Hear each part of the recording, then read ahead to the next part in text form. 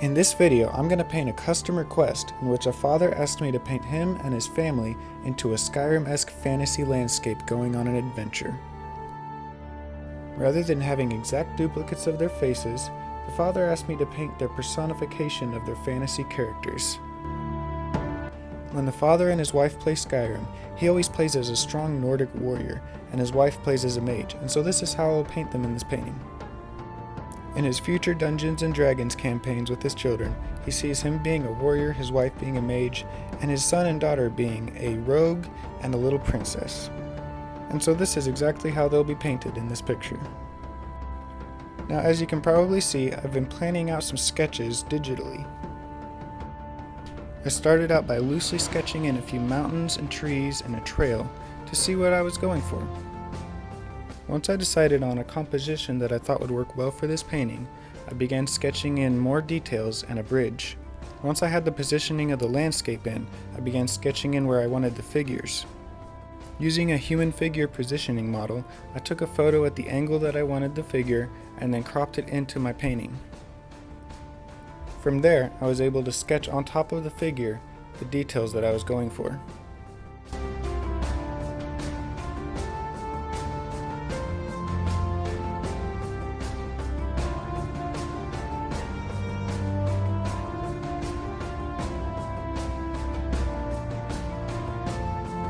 Because I'm sketching this out digitally first, I'm able to recognize things that I would want differently in the final painting. For example, this bridge was at a different perspective than I wanted it to be. By sketching digitally first before actually painting them onto the canvas, I'm able to correct small mistakes like this easily and quickly. Using another model, I'm able to create the wife and the daughter and place them exactly where I want them standing on the bridge.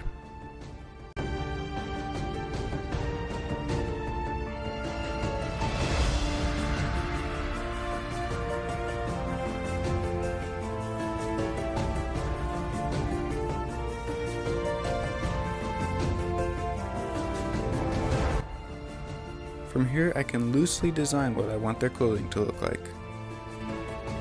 Once my characters are sketched in, I have a loose sketch of what my final painting to generally look like.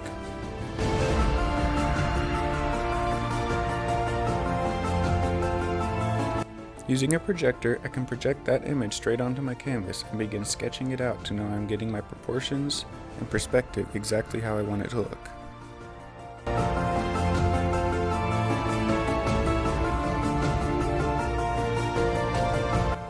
Once I have my characters and my bridge sketched in, I can then begin painting the landscape.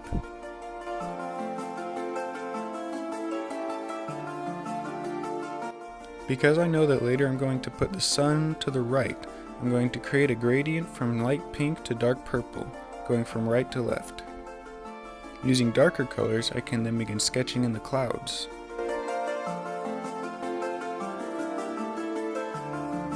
To paint a bright sun, you should start with a white center, fading out to light yellow and then a darker yellow around the edge.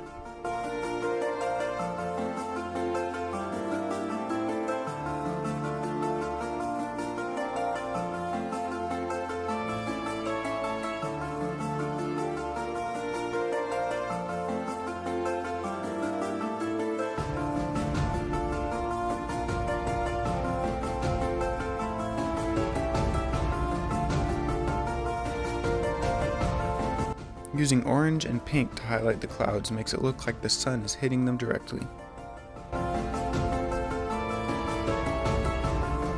To paint the mountain, I start out with a mid-tone and then go from highlighting the right side to shadow on the left.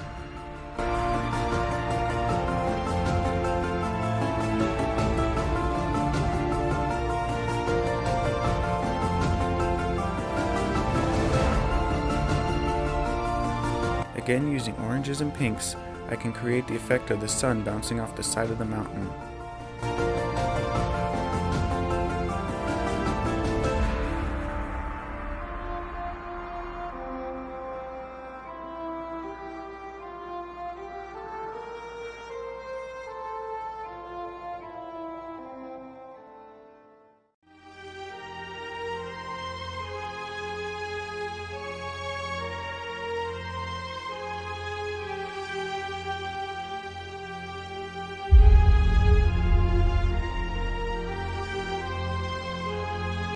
Using blue on the left side of the mountain can create more depth and detail.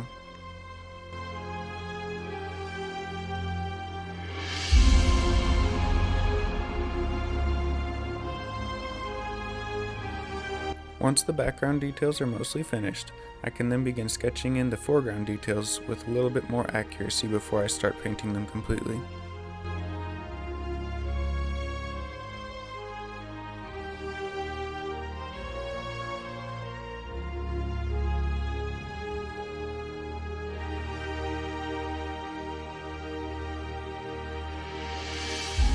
I find that painting the shadows and midtones and things like the rocks makes it much easier to fill in the details later.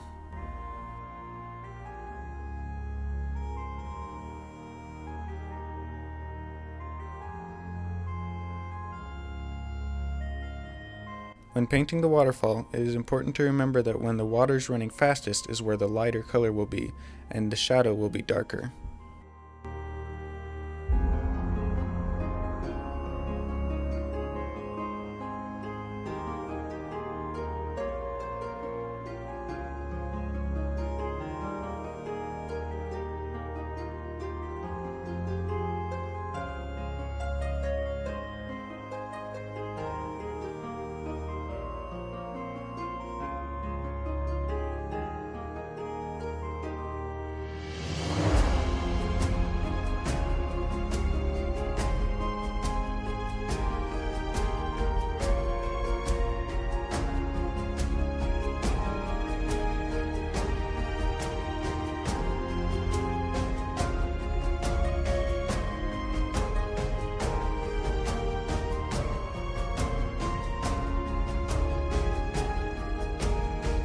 Remembering the light source is very important when painting the figures. I always put the highlight on the right side facing the sun, and the shadow will go on the left.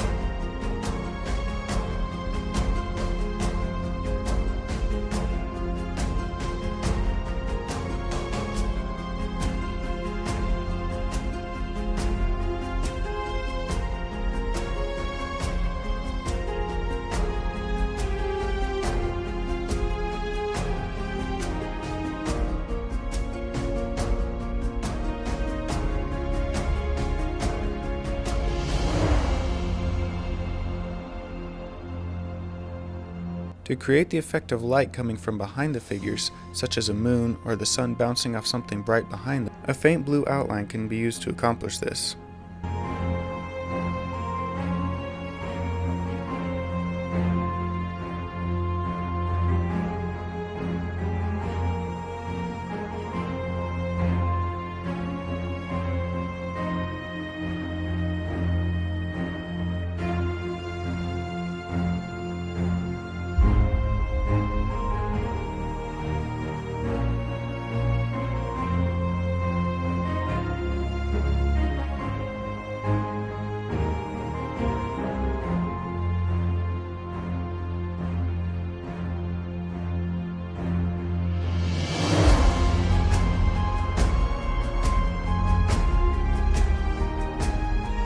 Using a mixture of yellow, green, and orange, I can then highlight the trees.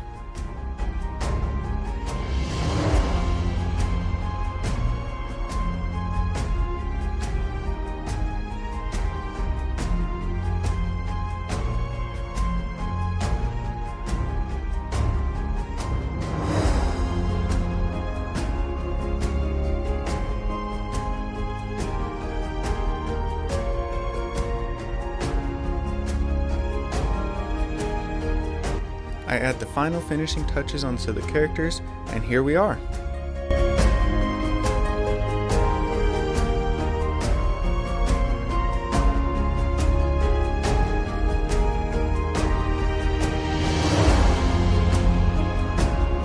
I hope you all enjoyed this painting video.